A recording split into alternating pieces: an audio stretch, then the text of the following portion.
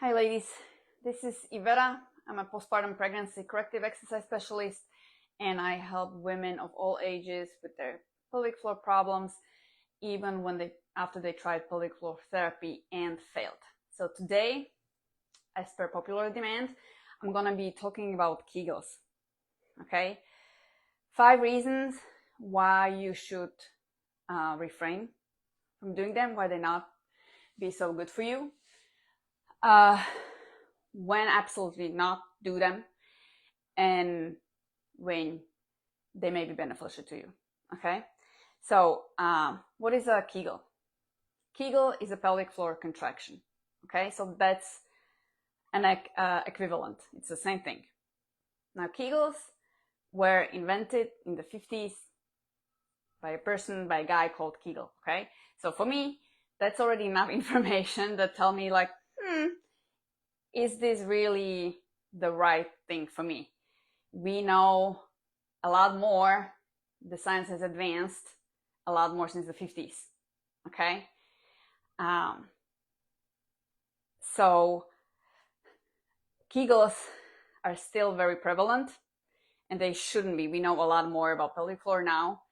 And quite often they're mistaken for pelvic floor therapy.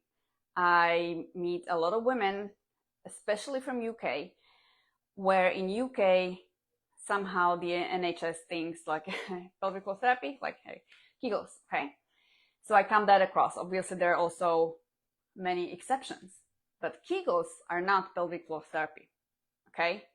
So if you were given, like you went to see a pelvic floor therapist or a female physio, women's physio, and she's like Kegels, and then you didn't see the results or you felt worse, it doesn't mean that you exhausted all your options.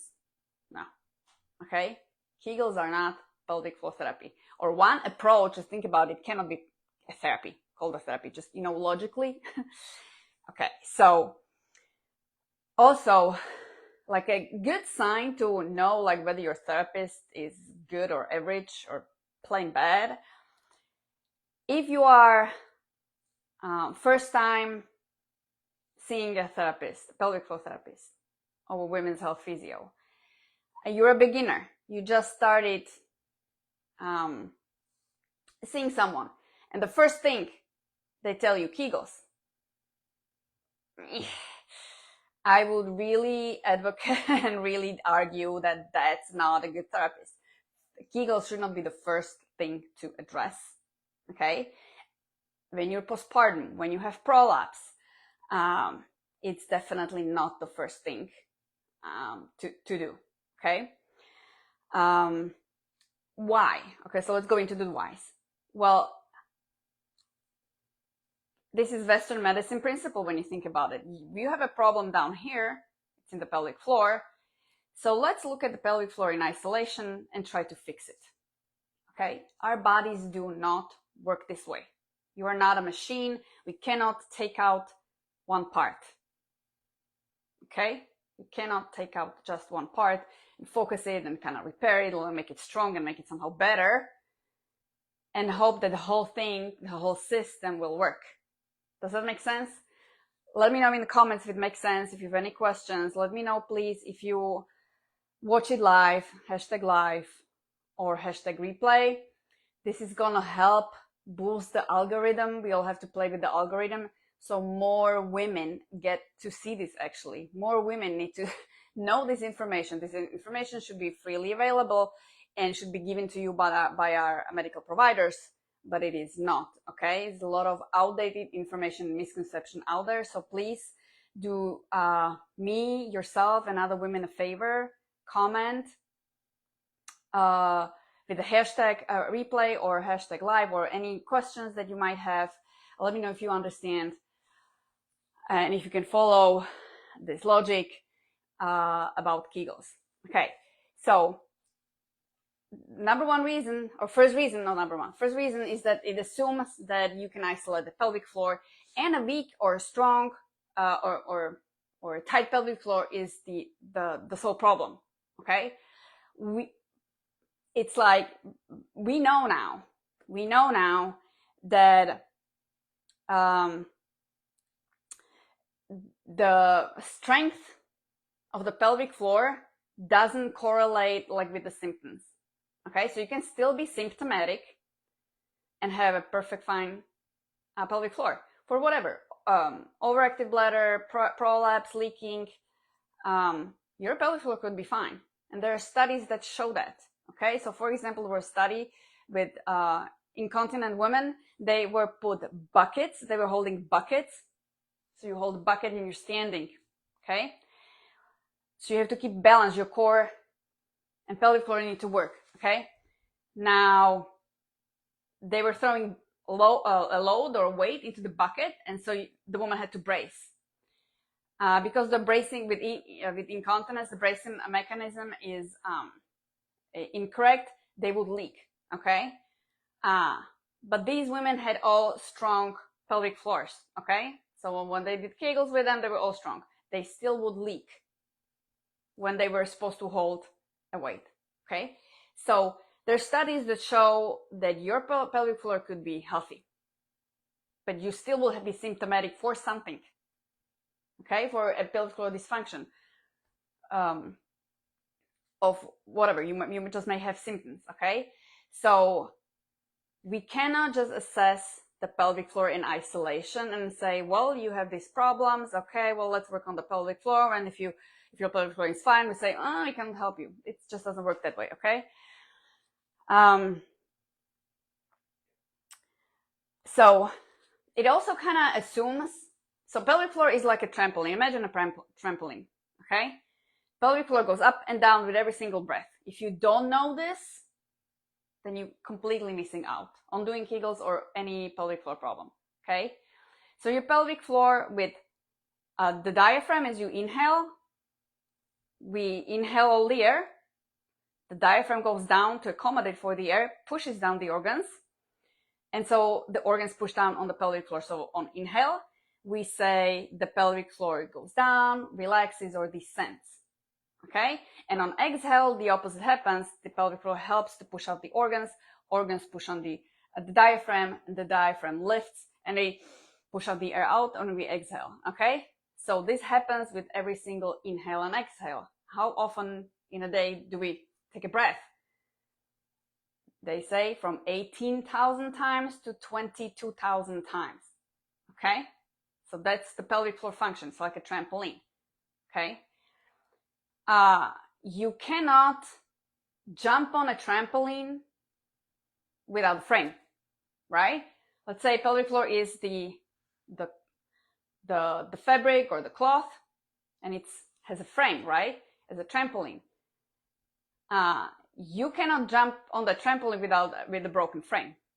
And the frame for the pelvic floor, it's logically, and you don't need to know any about the anatomy, just kind of like use your common sense.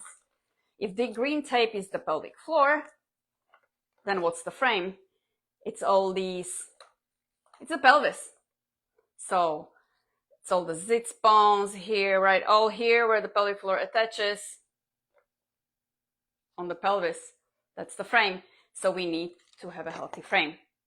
Okay? Just like the bones. Let's talk about the bones. Now then we talk about the muscles. Okay? The pelvic floor doesn't live here in isolation. Your adductors attach here to the pelvic floor. Okay? Then from the side, from the bottom. Then from the side you have all the glutes. Your glute muscles. Different type of glute muscles.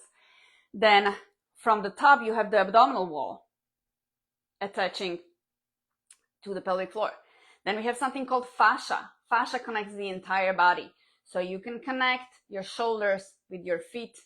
So your shoulders and feet have a connection through the fascia lines.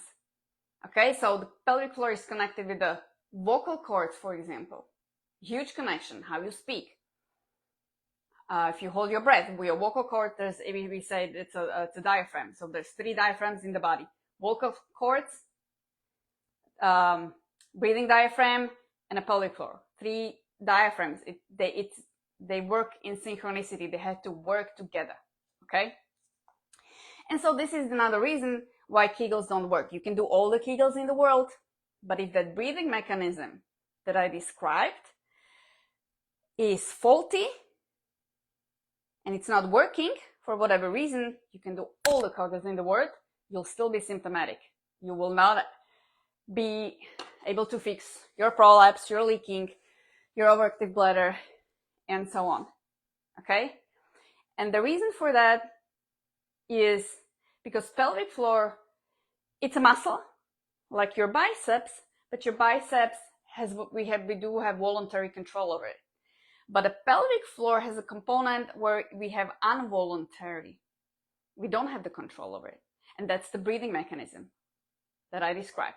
Your pelvic floor going down on inhale, going up on exhale. All the time. You cannot stop it. It's like the heart. Okay? We should do it all the time. Now, the difference between the heart is when this stops, you die. But when the pelvic floor stops responding to the diaphragm, you don't die. And you're not gonna notice anything right away. It's very subtle. We are not taught to be tuned in to our pelvic floors, our very base of our femininity. And so nothing will happen in the beginning. And so it will get ignored. And the pelvic floor will atrophy, so either get weak or get tight because it will get stuck. It's not going up and down. It's gonna get stuck. And when it's stuck, it's not working. This is the regular fitness that all the pelvic floor needs, going up and down with every single breath. That's how it gets fit. Okay, so that's why you don't even need to do Kegels.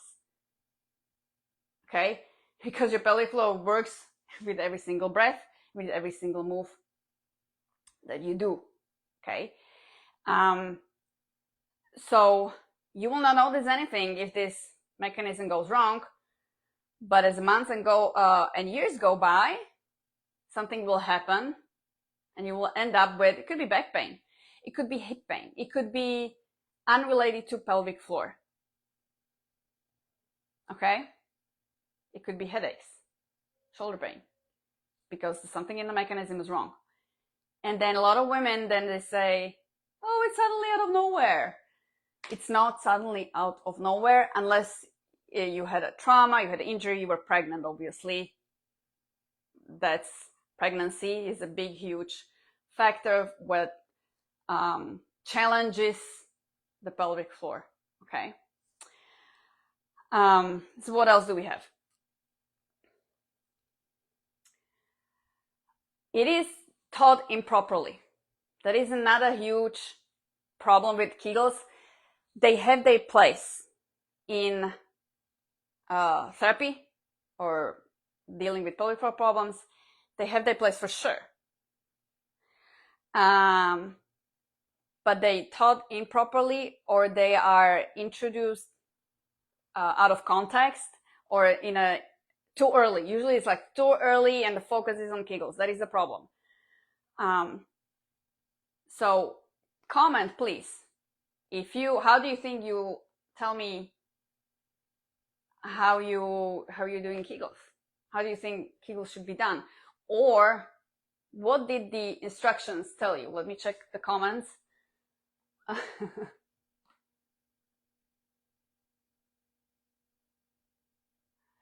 Yeah, the entire body is complicated. Yeah. But give you some time. Really think about like the instructions. And I was given a lot of like handouts from my clients and their PTs in different countries, how the instructions to Kegels. Okay. Most of it, and you let me know, please comment. It's like you squeeze your pelvic floor and you hold it for so long and you're doing so many repetitions. Okay. So that's insufficient and it's incorrect. And they doing Kegels like this, just squeezes, will make you worse because basically you will be just doing flicks. Okay. It's insufficient. Why is it insufficient? Because of this breathing mechanism. Okay. So as a minimum, it has to tell you when to squeeze and when to relax. Okay. You should not be just squeezing like randomly, especially in the beginning. Okay. Then we go on training a pelvic floor contraction, as you know, you do more contractions during one breath. But first, as a basics, we need to retrain this natural mechanism of the pelvic floor with the diaphragm. Okay, so contraction on exhale only, and letting go on inhale. And so often, because Kegel is a pelvic floor contraction, we focus on the contraction only, right? Did anyone ever stress you like, you let go of that? Okay, so that's another reason why they are taught improperly. They're not taught with the breathing, and it's just like, you contract. Well, I'm gonna tell you, even if you have a weak pelvic floor, you can make yourself worse. If you have prolapse, you're definitely gonna make yourself worse. And if you have overactive bladder, oh, the risk is super high. So, because it's not just contraction, that's one part of the job, but we have to also relax. Okay? And pelvic floor, we hold a lot of stress in there. So a lot of times women are just taught to contract, and suddenly they go like, oh, I feel like a UTI. What's going on?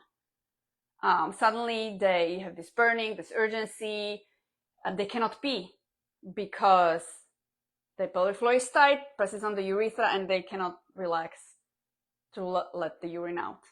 Okay? So, irrespective if you have a weak pelvic floor, you also focus on the relaxation part.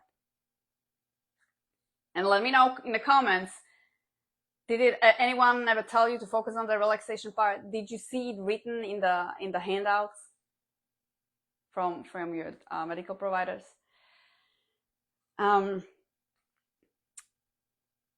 The other third thing that is taught incorrectly with Kegel. So first, it's not done with the breathing.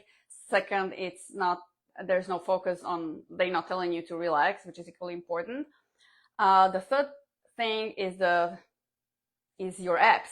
Okay, so studies show that you cannot do a maximum pelvic floor contraction and maximum Kegel without using your transversus abdominis. So this is that abdominal muscle that works as a corset. It runs like from your pubic bone up to your ribs and all the way to your back. Okay, so it's like a corset. And so when I contract it, my abs, so I'm gonna closer. When I contract it, my abs, my belly goes in. It's flatter, right? It's flatter, in and up. Okay? So you cannot do a maximum Kegel without using this muscle. Okay? So a Kegel essentially is a core exercise, an abdominal exercise, or should be. All right? So if you're not using your TAs, if you're not using your abs,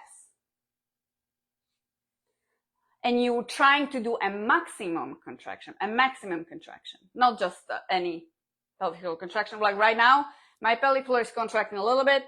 Then let's say I'm going to lift something heavy. My pelvic floor has to contract a little more, but it's still not a maximum contraction, okay? Because I'm lifting a chair that is not too heavy for me, for example, okay?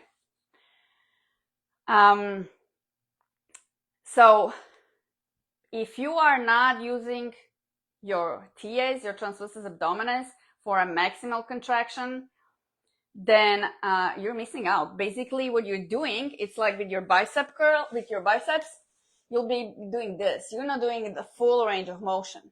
You're just doing this. And that's the thing that makes you tight, because you just, with this movement, I'm just making my biceps tight. And if I do way too many, this is how my hand will end up. My arm will end up like this. I will not be able to lengthen all the way. And that is the problem too. You do too many Kegels where you don't focus on relaxation, your pelvic floor will end up tight, okay? And will not go down on the inhale, and then we need the pelvic floor to work. Let's say now you're gonna cough, now you're gonna sneeze, so that's a lot of pressure on the pelvic floor. It's a forceful exhalation. Coughing is a forceful exhalation, okay? So I'm exhaling, and so my abs should go, my pelvic floor lifts up, my abs should go ploop in and upward on cough. Okay, go closer. Instead of out. Okay, that would cause leaking.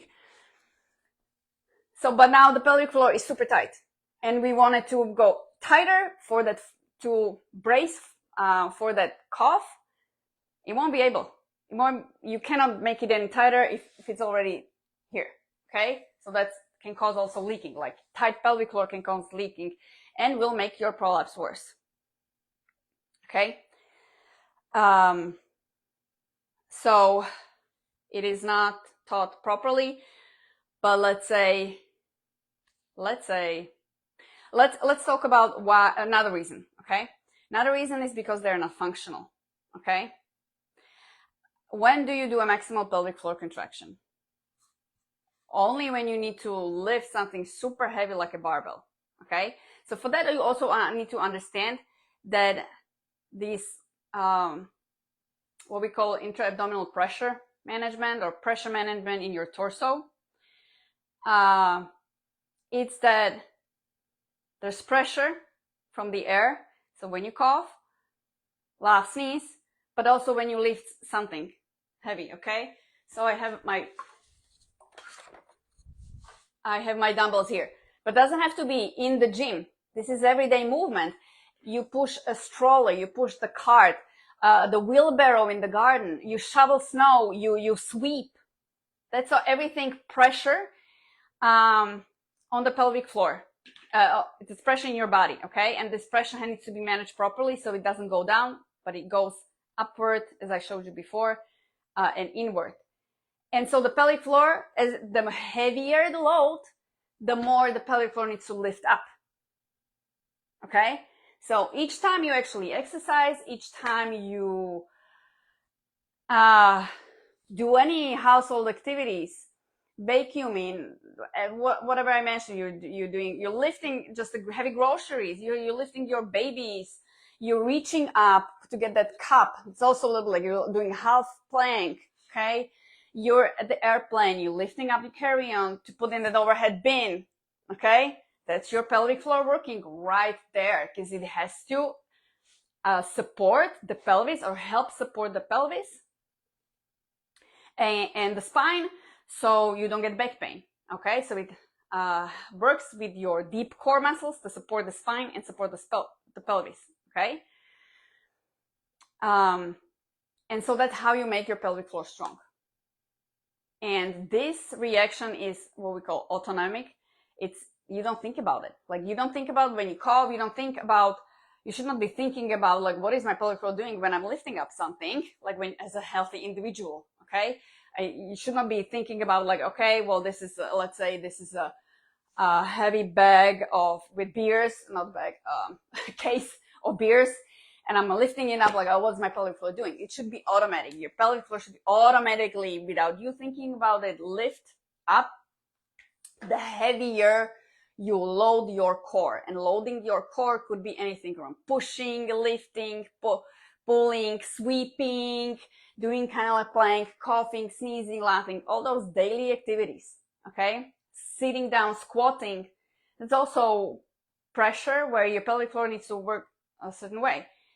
And so the focus should be on this functional movement, that your pelvic floor is working correctly, doing daily activities, doing all these movements that I just mentioned.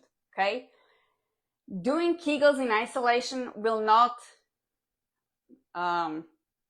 accomplish this, because it's in isolation. Okay, it's just the pelvic floor working, but it's not if you're doing Kegels the old way, it's not even working with your diaphragm, with your breath, and it completely ignores the rest of your body, your adductors, your glutes, your abs, your upper body, your posture.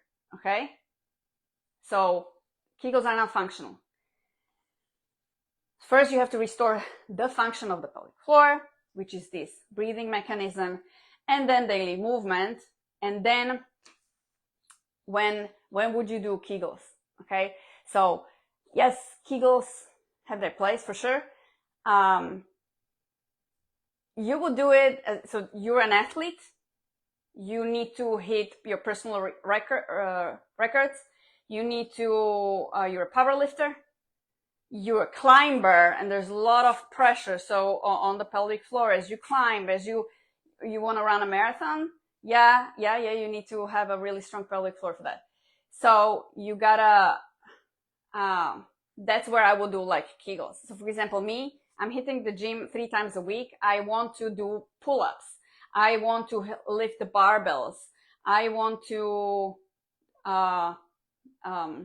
really challenge my strength. I really want to get stronger. I want to get buff muscles, okay? So now, right now, I'm finding that my pelvic floor strength is limiting how much I squat, okay? Because I do feel like a little pressure, like, can I manage, is my pelvic floor strong for the 80 pounds and the 100 pounds that I want to squat, that I want to press, leg press? So I try to incorporate Kegels into my routine, okay? But I'm not a beginner. I'm definitely way advanced, and my goals are athletic. Like, I want to do more than just be fit. Like, I want to be really buff. I want to do pull-ups. I want to do handstands. I want to do, back bends and crazy stuff, okay? If that is not your goal, then why would you worry about Kegels? You don't have to. But let's say you like to dance, let's say you want to do the marathon, you want to run, then you train your pelvic floor for the marathon. So just train your pelvic floor for whatever you want to do. If you're none of that, you're just like, but I don't want to do any of these. I just want to don't feel the heaviness with the prolapse.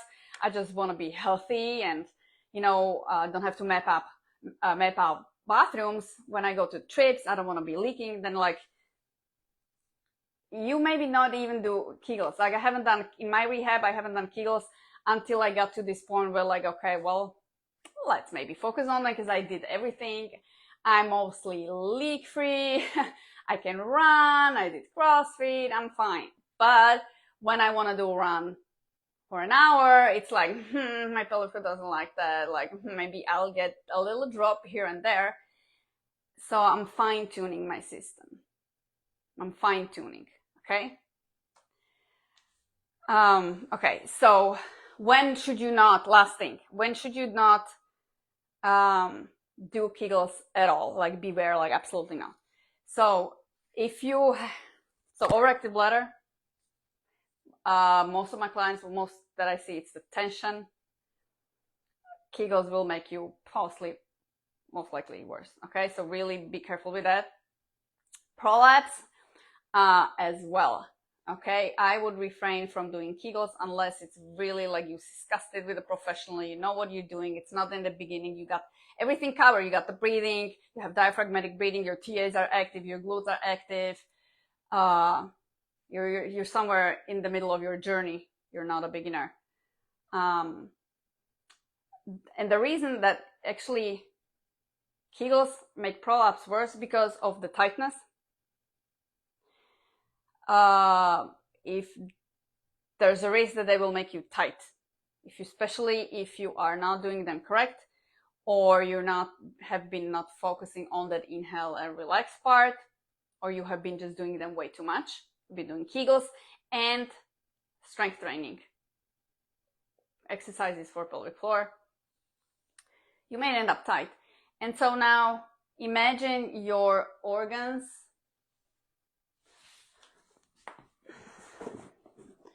So you have the uterus, you have the bladder in the pelvis, okay? Now, these are plastic, I cannot squish them, but the pelvis is a restricted area, okay? There's very little space. So, there's muscles and there's bones and when all this gets tight, like your glutes are tight, your adductors are tight, and you're doing pelvic floor squeezes, your pelvic floor is tight, then all these organs will get squished together, okay? Will get squished together. So when I squish something together, like the balloon, do I have a balloon handy? Probably not. When I squish the balloon from the side, hold on.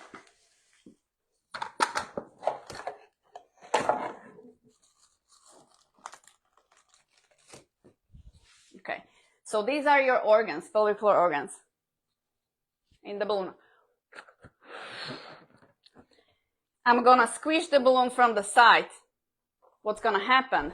Something's pushing out down. So it's all the bulginess, all your bladder, uterus coming down because they squeeze, they have pressure, because you're bearing down from the top, because your pelvic floor is tight.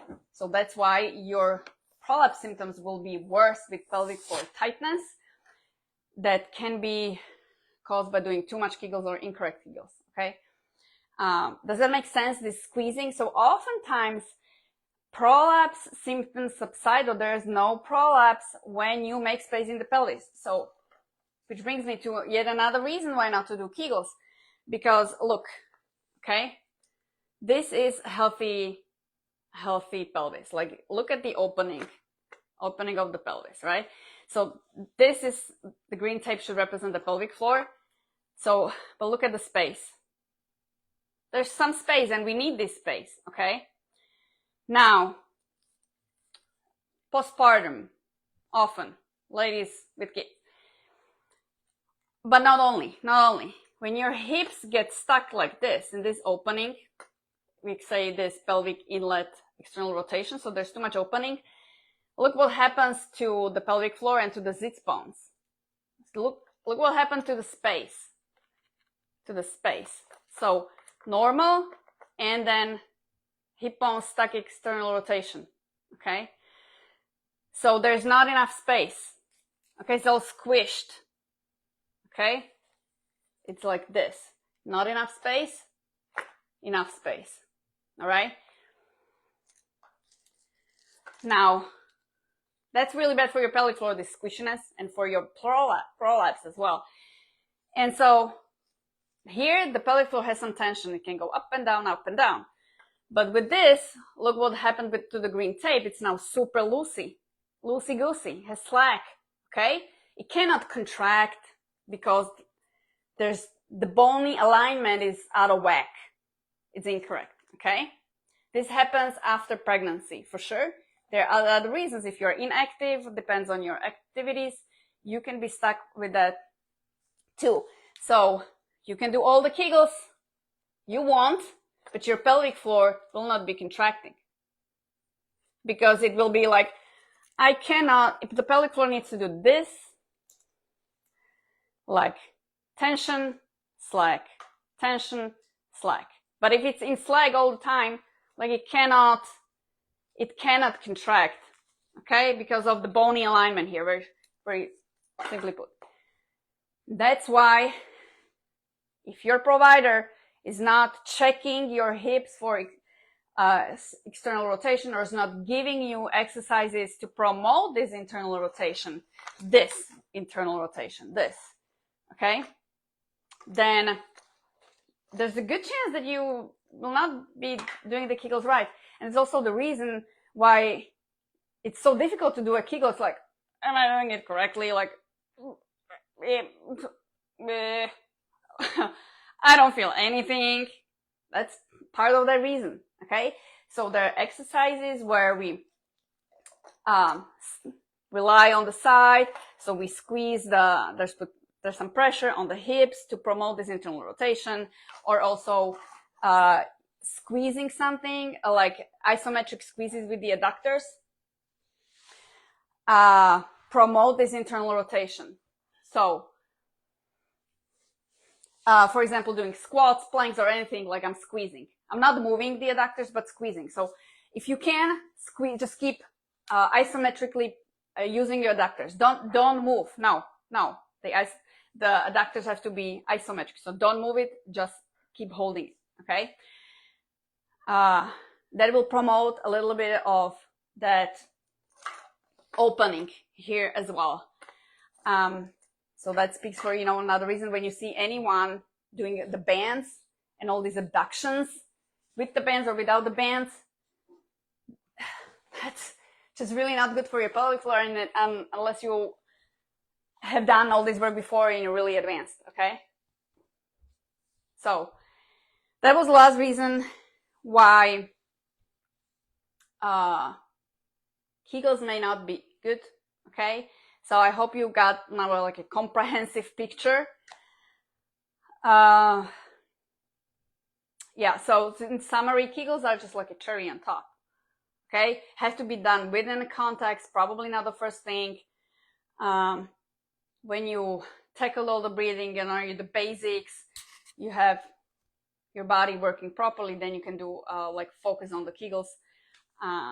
But I haven't done Kegels, for example. I'm not a fan. And I can jump and run and squeeze without leaking. And I haven't done Kegels because I did a lot of corrective exercise. Okay, so that should be about it. Let me see if there's any questions that I can read or anything. Let me know if you guys have any questions. I'm not sure if I can see the comments here. Okay, there will be a live. There will be a recording of this. You should be able to put subtitles on this after probably the recording is done, so you can watch it again. Let me know if you have any questions about this. It is complex, so that's why you need someone to guide you through this. You can't really do this alone, or reading YouTube or just articles, because it's very complex. The human body is complex, and what happens in this internet world, you will see a lot of pieces of information, and someone needs to help you put the pieces together. But by all means, I do this so you understand your body. Okay, so next time you go to a doctor, you'll be smarter and you'll be able to maybe challenge and ask like, why is this? Why are you doing this exercise with me? So that's what I'm trying to do with my clients. I'm trying to educate them. So this is not rocket science, okay? But I want you to understand how your body is working. Like, what is more important? Like knowing your anatomy, right? Because it affects your everyday life. It affects you how you pee, for example, and we pee several times a day.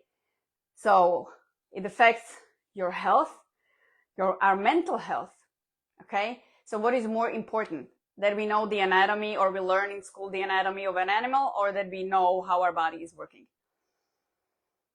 So I think education is a big part, and how I approach my clients as well. I'm not imposing on you exercises that you should not just like do them. I want you to know why you should be doing them. Why you should be doing them, because your body is this way and that way. And so you can feel it, and you can then watch the progress better, because you'll understand, oh, this is what's happening. This is what I'm doing with that exercise, and this is how it's helping me. And then you can be on your own. After some time, with my coaching, you'll be able to piece all the most basic principles together, and you can go to the gym, be like, oh, this is what I'm doing it correctly, because I'm not bearing down, I didn't feel it in my back, and all that. All right, so let me know if you have questions. Thank you so much for listening, and I appreciate you. I love you. Please spread this live, if you can, to anyone who you think may benefit. All right, thank you.